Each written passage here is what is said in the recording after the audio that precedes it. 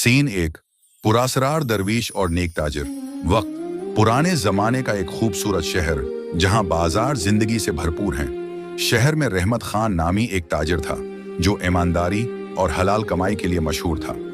एक दिन बाजार में एक पुरासरार दरवीश आया जो सीधा रहमत खान की दुकान पर पहुंचा। दरवीश ने कहा, बेटा, तुम्हारे रिस्क में एक अनोखी बरकत है, क्या मैं तुम्हारे साथ कुछ दिन गुजार सकता हूं? रहमत खान ने मुस्कुराकर कहा, हजरत, आपकी आमद मेरे लिए बायसे सादत है। सीन दो, दूसरे ताजिरों की हैरत। बाजार में रश, हर तरफ लोग खरीदारी में मसरूफ हैं। बाकी ताजिर हैरान थे कि क्यों रहमत खान की दुकान पर सबसे ज्यादा बरकत है।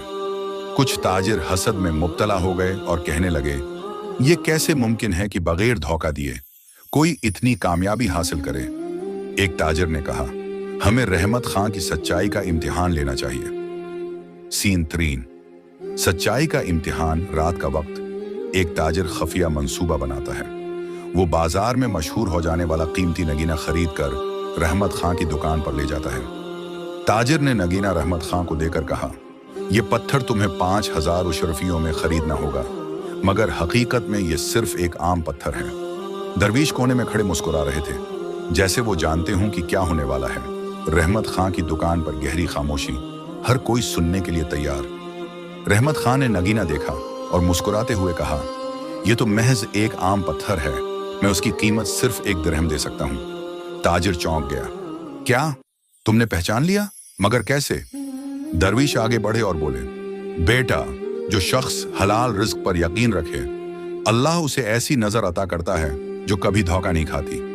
सीन 5, हसद का इंजाम और सच्चाई की रोशनी। बाजार में हलचल, लोग जमा हो गए। बाकी ताजिरों को अपनी गलती का एहसास हुआ और वो रहमत खान से मुआफी मांगने लगे।